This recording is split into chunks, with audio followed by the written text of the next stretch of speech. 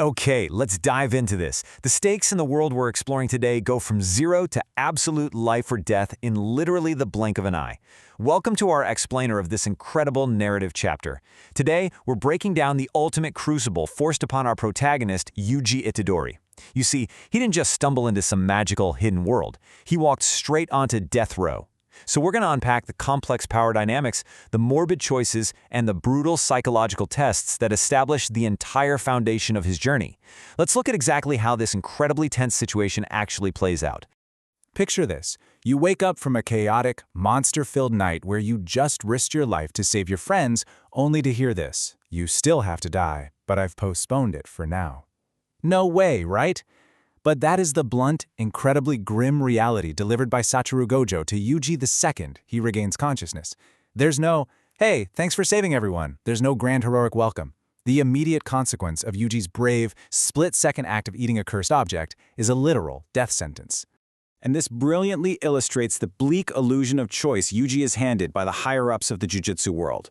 He gets option A, immediate execution under strict Jujutsu regulations. They just kill him right there in the room. Or he gets option B, consume an impossible 20 cursed fingers and then be executed once the task is done. It's not a choice between life and death at all, it's just a choice of when and how he dies. It's a wildly dark proposition. But to really understand why the higher-ups are so desperate to eliminate a high schooler, we've got to look at what's actually inside him. Section 1. Visualizing the threat. The King of Curses. Yuji didn't just eat some gross shriveled talisman. He invited an ancient, apocalyptic force right into his very biology. 20. That represents the total number of this entity's fingers scattered across the world. Why 20? Well, because he had 4 arms. And to put the world's peril into perspective for a second, Jujutsu High, which is the premier organization for handling these supernatural threats, currently only has 6 of them secured in their vaults. The rest are out there in the wild. And they aren't just sitting around quietly. They act like massive beacons, drawing in other curses and multiplying the danger for innocent people everywhere. So who exactly is this threat? He's Ryomen Sukuna, widely known as the King of Curses. Now, while he's described in the lore as an imaginary fierce god with 4 arms and 2 faces, the terrifying truth is that he was actually a real human sorcerer over 1,000 years ago, back during the golden age of Jujutsu. All the sorcerers of that era banded together to fight him, and guess what? They lost. Even in death, his remains, his grave wax, transformed into cursed objects so immensely powerful that modern jujutsu seals literally cannot destroy them. They can only barely contain them. Section 2. The Power Dynamic. Satoru Gojo's Plan.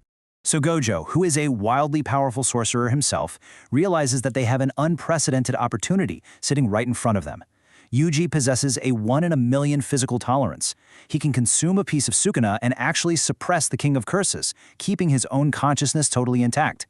Leveraging this incredibly rare trait, Gojo pitched a very specific, pretty morbid roadmap to his rather cowardly higher-ups to delay Yuji's execution. He told them that just killing Yuji now would be a huge waste of a miraculous vessel. Step 1, Yuji acts as a living container. Step 2, he travels around absorbing all the remaining parts of Sukuna scattered across the country. Step 3, once Sukuna is fully contained within his body, Yuji is executed, which destroys the cursed object permanently. It is essentially a prolonged suicide mission designed to clean up an indestructible 1,000-year-old mess. Section 3. The Principle's Brutal Test. But here's the thing. Simply agreeing to die isn't enough to gain entry into this hidden society. When Yuji arrives at the school, he faces a grueling psychological and physical interview with Principal Masamichi Yaga. And let me tell you, this is definitely not your standard college admissions interview. So, the crucial point is, why fight curses? Principal Yaga relentlessly uses Socratic questioning to dig into Yuji's true motives. He wants to know what happens after Yuji learns about curses. Like, why actively choose to step onto a battlefield where people die gruesome, terrifying deaths every single day? Yaga is looking for the real engine that drives this kid. Yuji answers pretty simply. It was my grandpa's dying wish. He wants to save people because his grandfather, right on his deathbed, told him to use his strength to help others. But Principal Yaga immediately rejects this. To Yaga, this is totally borrowed motivation. It's a noble sentiment, sure, but it is an incredibly weak foundation for a sorcerer who's going to be staring pure evil right in the face. If you're only doing this because a family member told you to, you're going to completely crumble when the terror gets real. And Yaga makes things real very quickly using cursed dolls. These are essentially lifeless corpses or dolls that the principal infuses with his own curses to bring them to life. They hit hard, they feel absolutely no pain, and they do not stop. Yaga uses this immediate physical threat to batter Yuji, forcing him to physically defend himself while simultaneously defending his philosophy. He is literally beating the realization into Yuji that surviving in this world requires deeply personal conviction, not just a desire to be a good grandson. Listen to the psychological weight of this test. Yaga tells him, Jujutsu sorcerers constantly face death. You will inevitably curse your grandfather. Yaga is brutally stripping away all of Yuji's excuses. He's making him visualize the end. He's basically saying, hey, when a cursor is ripping you apart and you're terrified and dying in agony, are you going to blame your grandfather for putting you in this situation? A Jujutsu sorcerer cannot die with regrets or borrowed blame.